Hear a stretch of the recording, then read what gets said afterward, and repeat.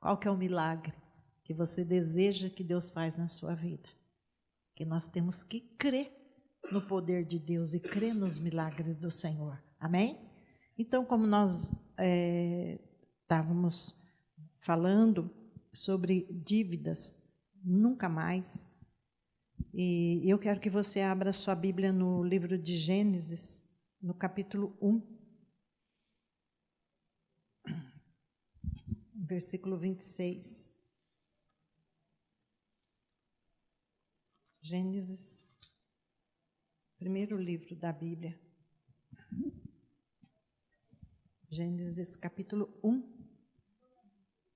versículo 26. 1, 26.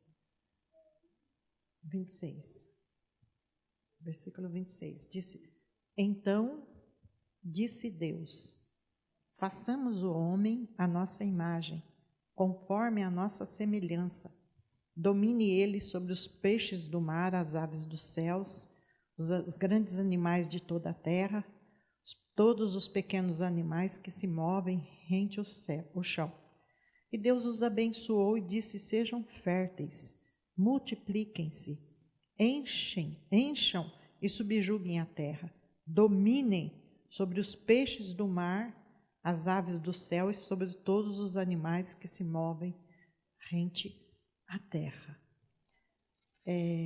Então, se nós continuarmos lendo a palavra de Deus, nós vamos perceber que Deus fez tudo perfeito. Deus criou o homem na perfeição, o ser humano, né? Vamos falar o ser humano, porque senão quando fala o homem, sempre vem na nossa cabeça o homem, macho. Não, a Bíblia se refere, quando se refere ao homem, é o homem e a mulher, o ser humano, a humanidade. Então, quando Deus criou tudo perfeito. E aí a Bíblia nos fala também, se você continuar lendo, que Deus preparou para o ser humano um jardim. Nesse jardim ele tinha tudo. Ele tinha a presença de Deus, ele tinha tudo que ele precisava para comer, ele tinha domínio, ele tinha inteligência, usava 100% da sua inteligência, até que o pecado entrou. Então, quando o pecado entrou na vida do ser humano, houve essa quebra de princípio, e houve uma separação, houve uma morte, não a morte física, mas uma morte espiritual, que foi a separação entre Deus e o homem ficou na escuridão, né? Mas nós vamos ver que através de Jesus, isso foi resgatado de volta na nossa vida. O desejo de Deus é, como eu falei, o interesse do Senhor não é só na nossa salvação. A salvação, é lógico que a gente tem que ter a certeza da nossa salvação, mas o interesse de Deus, quando Ele fala na obra da cruz, da salvação, a obra é completa.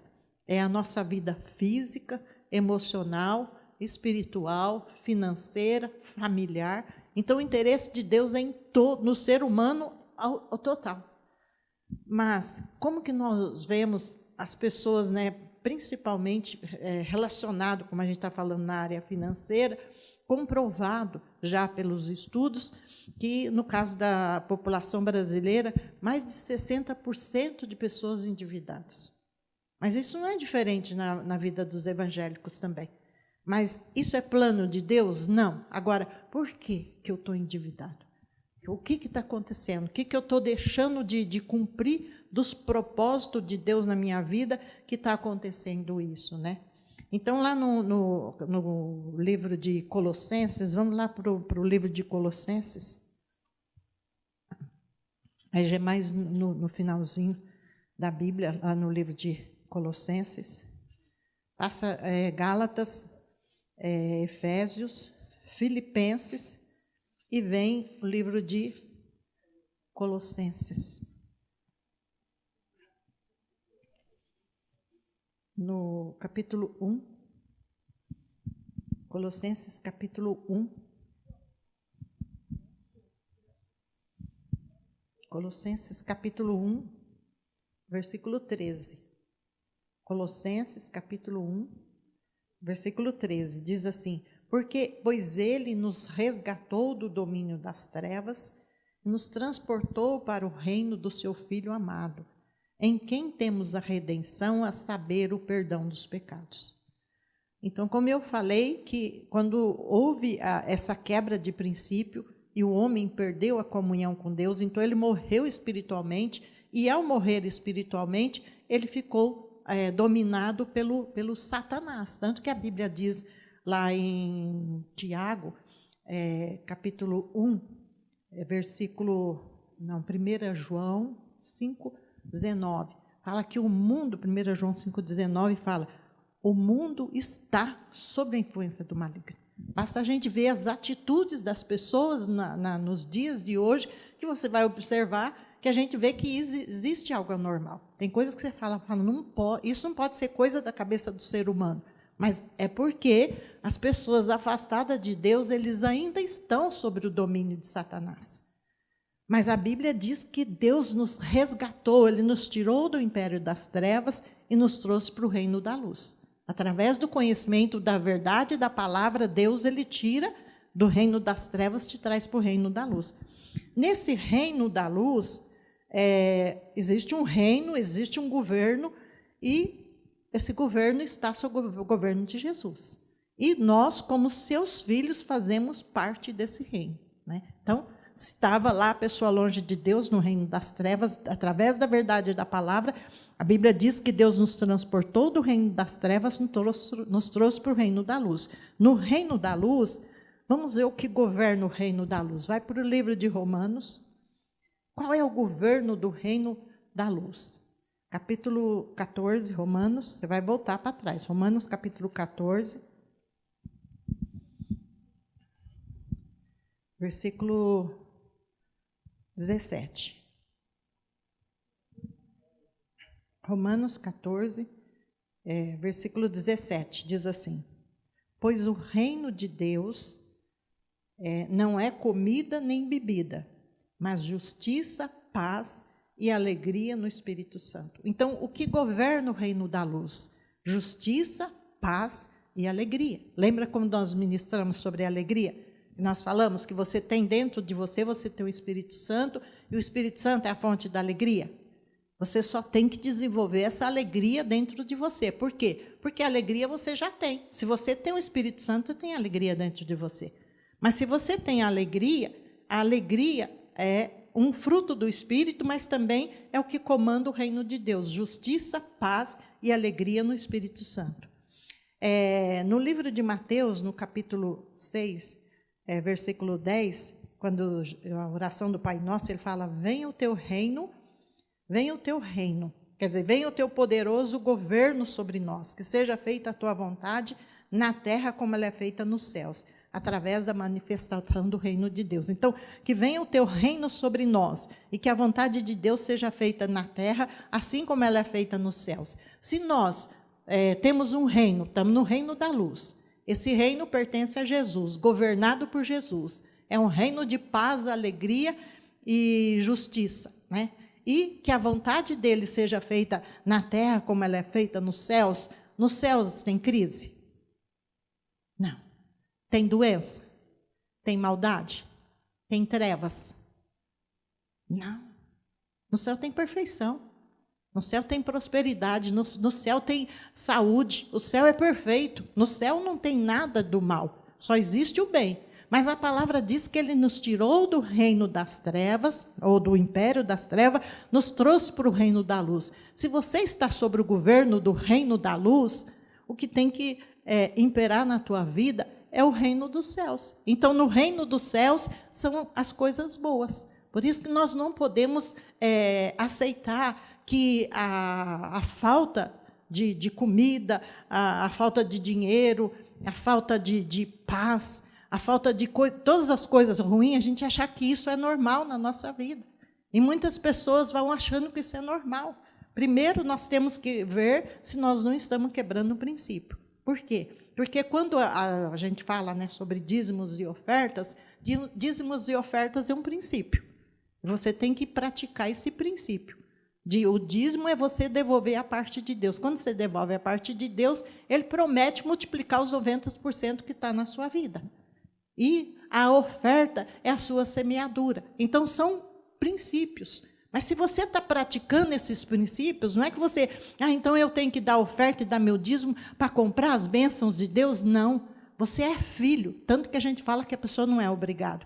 Por isso que você tem que, Deus abrir os olhos do seu entendimento para você entender e praticar esse princípio na sua vida. Por quê? Porque quando você está praticando o princípio de ser um dizimista fiel e ser semeador do reino, e está entrando vamos dizer, veio o espírito devorador na sua vida, ou a miséria, ou a dívida, se você não fez essa dívida, digamos, você comprou o que não deveria. Não, mas se você, de repente, ficou desempregado, de repente, uma má administração nas suas finanças e você ficou endividado, amados, você tem como cobrar de Deus. Por quê? Se você está no reino da luz, o reino de Deus, o governo de Deus, então ele fala que a vontade dele tem que ser feita na terra como é feita nos céus, e a vontade de Deus nos céus é perfeita e agradável, então a sua vida também tem que ser perfeita e agradável. Agora, por que não está acontecendo isso?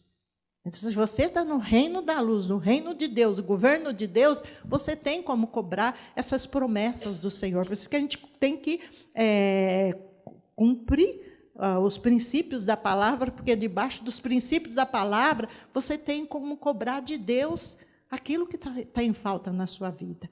E eu já falei com vocês de uma irmã da nossa igreja, ela mora em Barueri, e essa irmã, sempre havia falta na vida dela. Só que Deus usava outras pessoas para abençoar ela, levando cesta básica. Mas ela não entendia, ela só reclamava. E ela falava, Deus está faltando. Mas Deus usava pessoas para abençoar a vida dela. Até que um dia ela entendeu, porque ela falou, pastor, uma das coisas que mais me incomodava é que ela não conseguia ver a despensa dela vazia.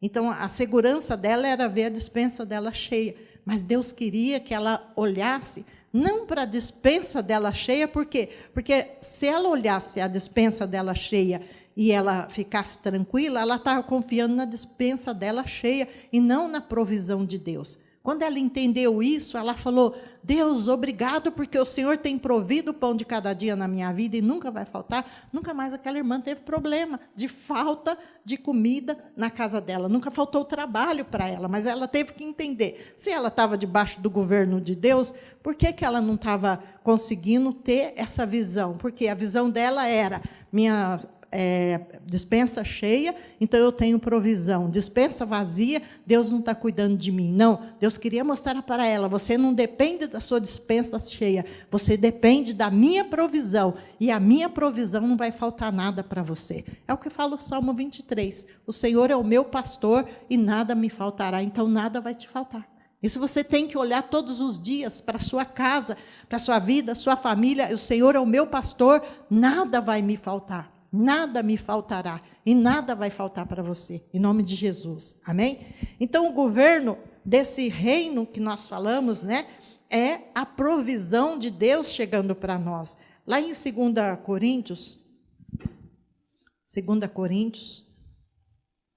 capítulo 8,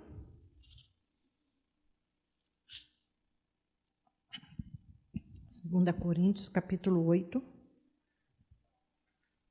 versículo 9. 2 Coríntios, capítulo 8, versículo 9. Diz assim, olha, 2 Coríntios 8, 9 diz, pois vocês conhecem a graça de nosso Senhor Jesus Cristo, que sendo rico, se fez pobre por amor de vocês, para que por meio dele, e por meio da sua pobreza, vocês se tornassem ricos. Então, se Jesus, sendo rico, se fez pobre, para que através da sua pobreza nós nos tornasse rico, então o dever de Deus e o prazer de Deus é a prosperidade dos seus filhos. Deus quer, Ele preocupa com a sua vida, com você, com um todo. E muitas das vezes nós achamos, Deus ele está só preocupado com a minha salvação. Não, porque no plano da salvação, o plano da salvação é completo na sua vida. Quando Jesus morreu na cruz do Calvário, o sacrifício dele foi completo, foi perfeito. Então é para abençoar todas as áreas da sua vida. Área emocional, área física, financeira, familiar, a sua mente, né, tudo. Por isso que você tem que compreender a palavra, porque muitas pessoas, até ouvi o pastor pregando, e E a gente vê pela ciência que ele vai falando, você vai pegando uma certa idade e a pessoa vai ficando gagá. Eu rejeito e renego em nome de Jesus. Se a palavra de Deus fala no Salmo 92 que na velhice ainda darão frutos, então na velhice nós vamos dar fruto. Mente perfeita, cérebro perfeito, memória perfeita para a glória de Deus. Lógico que você tem que cuidar da sua alimentação também. A gente sabe que comer muito doce, né, e muita gordura vai atrapalhar o seu cérebro. Mas se você não come, não é viciado em comida doce e essas coisas, refrigerante, frituras, e você tem uma comida balanceada, pode ter certeza que você vai ter uma velhice tranquila e abençoada. Em nome de Jesus, você vai ter uma velhice tranquila e abençoada. Você tem que declarar isso em nome de Jesus. Porque eu vejo, às vezes, assim, até de família nossa, mas eles foram um problema de saúde que afetou a mente. Mas eu falo, eu rejeito e renego em nome de Jesus. Mas se a gente aceita esse padrão do mundo que vem, passou dos 60, já está ficando com a memória fraca. Não, em nome de Jesus, a Bíblia fala em Isaías 40, 29 ao 31, que ele dá força para aquele que não tem nenhum vigor. Os jovens podem correr e se cansar, mas os que esperam no Senhor renovarão as suas forças. Então Deus vai renovar a sua força e vai renovar a sua vida como a força da águia. Você tem que crer nisso. Porque senão a gente fica olhando através dos nossos parentes. Você está vendo o seu final? Não, em nome de Jesus. A Bíblia fala que Davi morreu em boa velhice. A Bíblia fala que Abraão morreu em boa velhice. Então, e fala também de Salomão, que morreu em boa velhice. Se morreu em boa velhice, Moisés, que morreu com 120 anos, lógico que a gente não vai alcançar os 120 anos, mas a Bíblia fala que Moisés morreu com 120 anos, nunca se escureceram os seus olhos e nunca lhes faltou o vigor. Então, ele morreu com 120 anos em pleno vigor. Pleno vigor. Por quê? Porque ele servia a Deus e Deus renovava as forças dele como a força da águia. Então, você não tem que aceitar isso, né? Porque senão a pessoa vai, estou cansado. Não, em nome de Jesus, você está em pleno vigor e vai morrer em pleno vigor, para a glória de Deus. Quando chegar o tempo da sua vida, Deus vai levar você para a eternidade, mas vai levar em mente perfeita, memória perfeita, cérebro perfeito, para a glória de Deus. Isso você tem que declarar. Porque senão a gente vai aceitando, e a gente vai aceitando o que o mundo dita a nossa vida. É como as finanças, né? Todo mundo está em situação financeira difícil. Todo mundo. Uns são quebra de princípio. Mas, amado, se você é dizimista fiel e semeador do reino, Deus cuida de você. Ele cuida da sua vida. E ele fala lá, eu estava lendo o Salmo 112 ontem, e ele fala que no Salmo 112...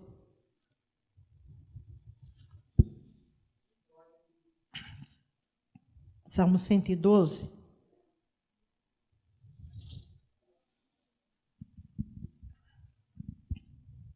Salmo 112, ele fala assim: como é feliz o homem que teme o Senhor e tem grande prazer em seus mandamentos. Mandamento é a palavra de Deus.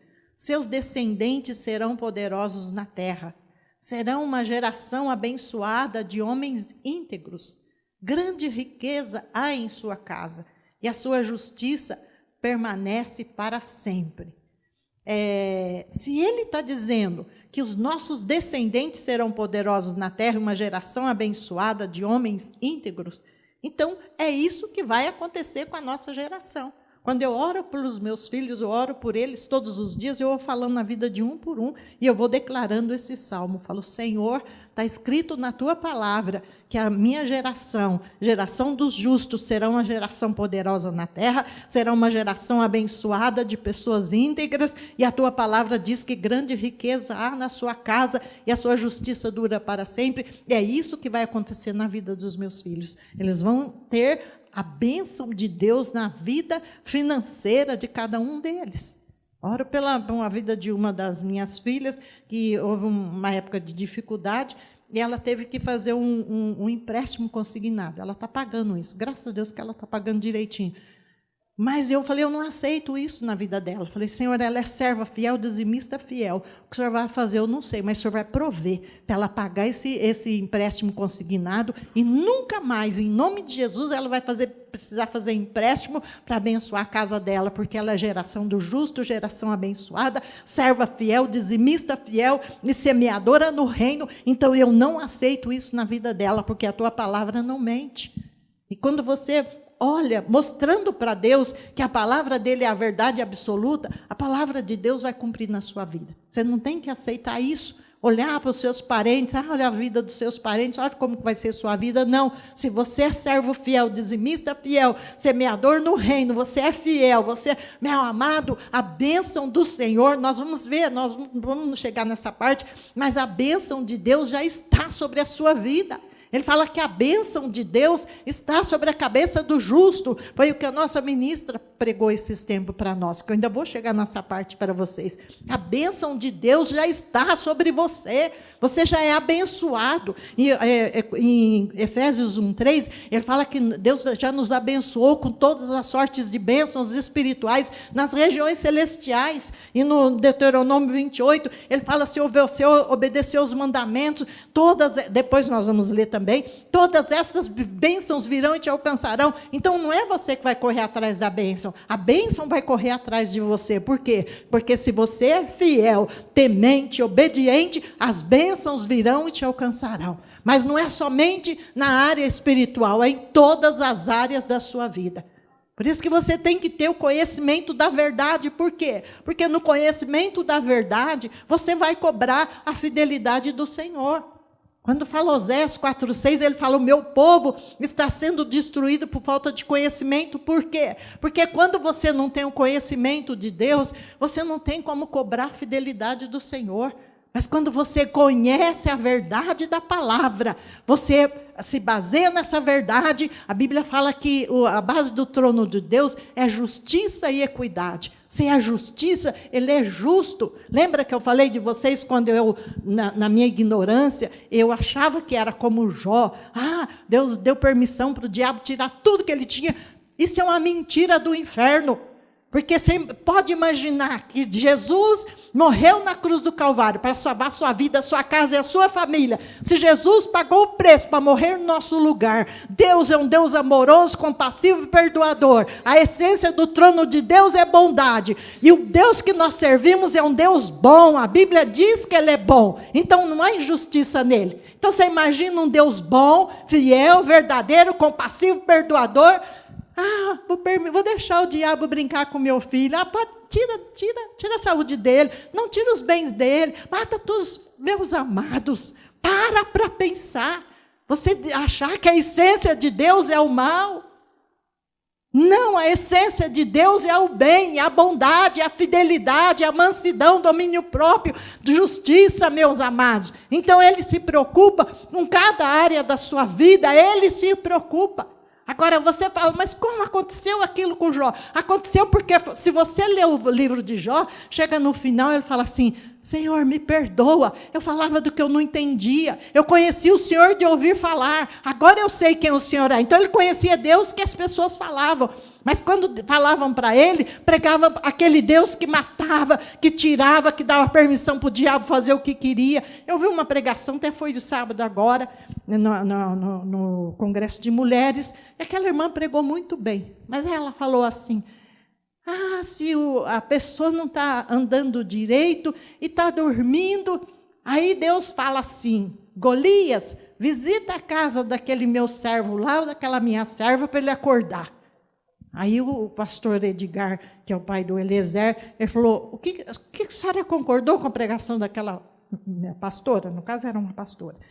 Eu falei para ela, eu gostei da pregação dela, só não gostei disso que ela falou, que Deus vai mandar Golias na minha casa. Na minha casa não vai, e nem na sua também. Porque você é filho de Deus, e Deus não vai mandar Golias nenhum na sua vida. O Golias vem quando há uma quebra de princípio. Se não há quebra de princípio, a Bíblia diz que aquele que pertence a Deus, Satanás não pode tocar. Ele não pode tocar. Ele não toca na sua vida, não toca na sua casa, não toca na sua família. E se você é os filhos, e você é geração do justo, não vai tocar na vida dos seus filhos também. porque a palavra de Deus não mente quando ele fala a verdade para nós. Então ele fala, lá no livro de Tiago, vamos no capítulo 1 de Tiago, lá bem mais no finalzinho. No capítulo, antes do livro de Pedro, Tiago, capítulo 1,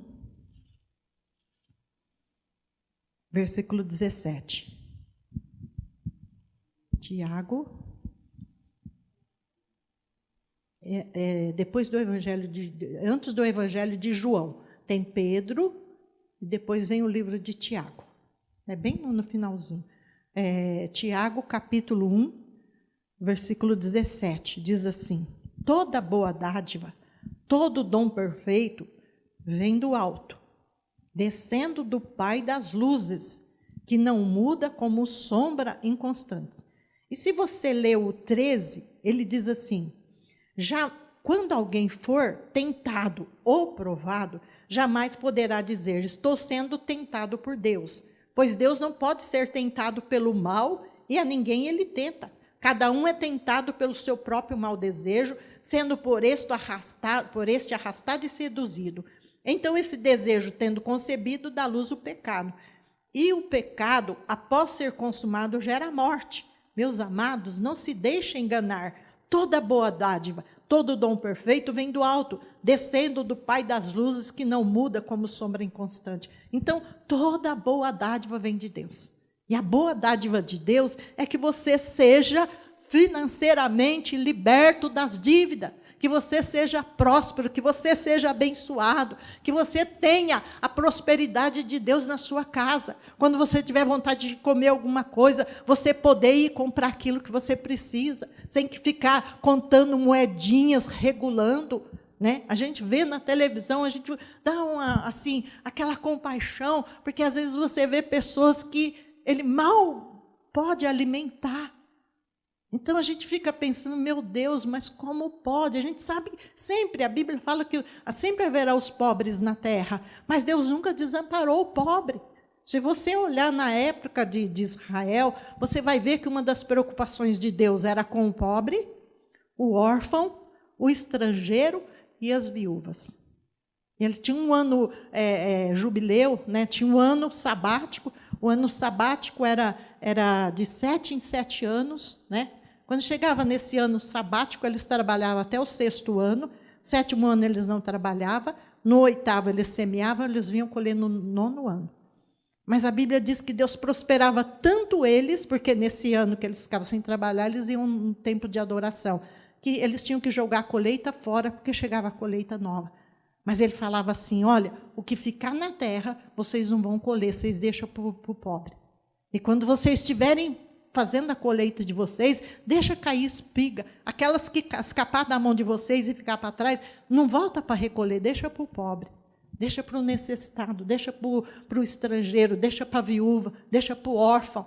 Então Deus preocupava, Deus não mudou. O mesmo Deus que preocupava com o órfão, com a viúva, com o estrangeiro, Ele se preocupa com você também. Ele preocupa.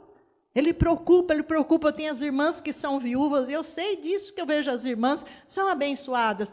Deus ama vocês e se preocupa com vocês. Não precisa, meu filho vai cuidar.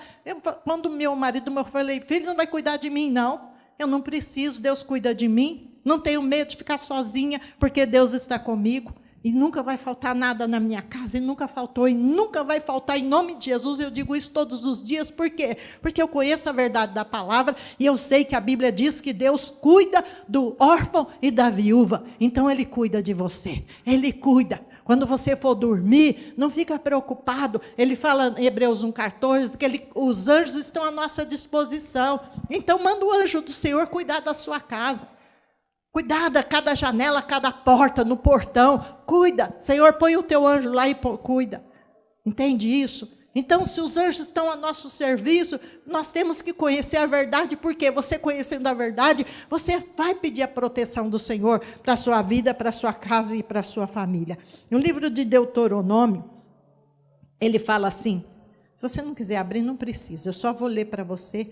O livro de Deuteronômio é o 5º livro da Bíblia.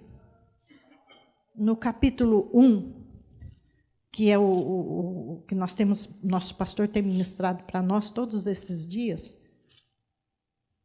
E Deus fala para eles que eles já estavam muito tempo ali. Deus tirou eles do Egito para mandar para a terra de Canaã.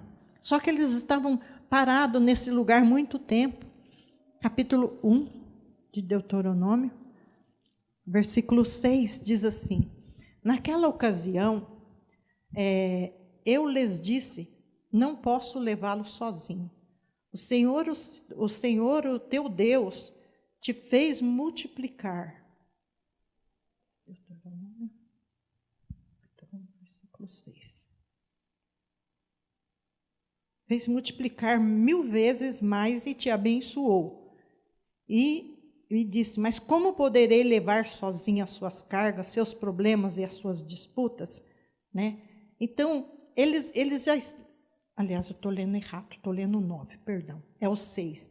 O Senhor nosso Deus disse-nos em Horebe, vocês já ficaram bastante tempo nessa montanha. Levantem acampamento e avance para a terra dos amorreus. Vão a todos os vizinhos de Arabá, no monte de Cefalá, ao Negueve, ao longo do litoral, à terra dos cananeus, do Líbano, até o grande rio Eufrates. Né? Então, Deus falou para eles, olha, vocês estão muito tempo nesse lugar, levanta acampamento e vão tomar posse da terra da promessa. Deus tinha tirado eles do Egito. E o Egito, o que simbolizava para eles? Simbolizava escassez, escravidão, doença, miséria. Né? Mas Deus não queria aquilo para eles. Deus falou, Deus tirou vocês do Egito, agora avance para a terra da promessa. Então, Deus não quer nenhum dos seus filhos no Egito. O Egito já ficou para trás. É época de você tomar posse da terra da promessa de Deus para a sua vida, para a sua casa, para a sua família. Você tem que tomar posse disso. E a Bíblia fala que Deus nos fez reis e sacerdotes. Lá em 2 Pedro, capítulo 2, versículo 2 Pedro,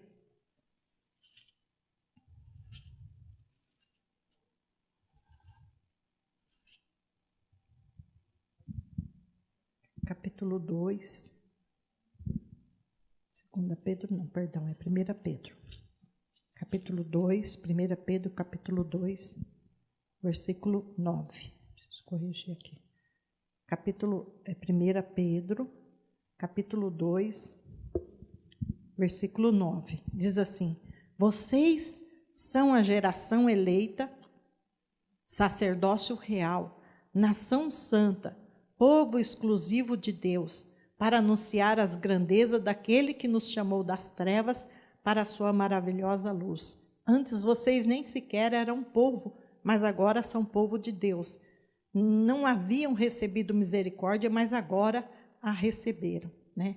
Sacerdócio real, nação santa, povo de Deus, povo adquirido do Senhor. E sacerdócio real, né? Nação santa, meus amados, sacerdócio real significa que nós somos reis. A Bíblia fala, lá em Apocalipse 1:6, que ele nos fez reis e sacerdotes. Então, se ele nos fez como reis, ele nos fez para governo. Né? E Romanos capítulo 5, versículo 17, fala que, através de Jesus Cristo, nós reinaremos em vida. Você tem o governo para reinar em vida. Por isso que você precisa se aprofundar no conhecimento da verdade de Deus. Por quê? Porque Ele te deu autoridade, amados. A autoridade, a gente só pensa, tem autoridade o grande profeta, o grande apóstolo. Todo mundo tem autoridade. Quando Jesus falou, Mateus 28, 19, Ele falou, toda autoridade me foi dada nos céus e na terra. Só que Deus não está aqui na terra mais. Jesus subiu aos céus. Mas quando ele subiu aos céus, ele delegou esse governo para a igreja. Ele delegou essa autoridade para mim e para você. Lá em Mateus 16, 19, fala que a porta que você abrir, ninguém fecha, e a porta que você abrir, ninguém vai fechar. Então, ele te deu autoridade. Autoridade é governo. Mas por isso que você tem que compreender a verdade da palavra. Porque se no conhecimento de Deus, você vai ordenar para que o mar se abra para você passar. Você vai ordenar em nome de Jesus. Pai, eu creio no poder da palavra, a tua palavra não mente. Pai, em nome de Jesus, declaro porta aberta, eu declaro o governo de Deus sobre as minhas vidas, e eu declaro o governo de Deus sobre as minhas finanças, em nome de Jesus, porque senão você vai passar a vida inteira como filho de Deus, herdeiro de Deus, herdeiro com Cristo, mas vivendo como mendigo. Quando nós vivemos com falta das coisas, nós não estamos usufruindo daquilo que Deus deixou para nós. Nós não estamos vivendo o governo de Deus na terra. Então, nós estamos vivendo além daquilo que Deus estabeleceu para nós. E nós achamos, vai ter governo de Deus só aquele que é pastor, apóstolo, profeta. Não. Você, como filho de Deus, você tem autoridade de abrir porta e fechar porta. Ele fala, Mateus 16, 19, que ele te deu a chave de Davi, a porta que você abrir será aberta, e a porta que você fechar será fechada. E o que você fechar na terra, ele fecha nos céus, e o que você abrir na terra será aberto nos céus. Então, abra a porta da bênção, abra a porta da prosperidade. Diga para os anjos, se a palavra diz que os anjos estão trabalhando ao nosso favor, vai buscar aquilo que é direito meu, vai abrir a porta do emprego. Pai, em nome de Jesus, eu creio, eu não vou passar necessidade, porque a tua palavra não mente, tua palavra diz que eu sou filho, herdeiro de Deus e co-herdeiro com Cristo. Amados, quando ele fala que nós somos herdeiros, né, lá no livro de Romanos, no capítulo 8, versículo 17... Isto significa que os mesmos direitos que Jesus tem são os mesmos direitos que nós temos. Capítulo 8 de Romanos, versículo 17. Ele fala assim, Romanos 8, 17. Se somos filhos, então somos herdeiros, herdeiros de Deus e co-herdeiros com Cristo. Se de fato participamos dos seus sofrimentos, para que também participemos da sua glória. Olha, se somos filhos de Deus, somos filhos, herdeiros de Deus e co-herdeiros com Cristo.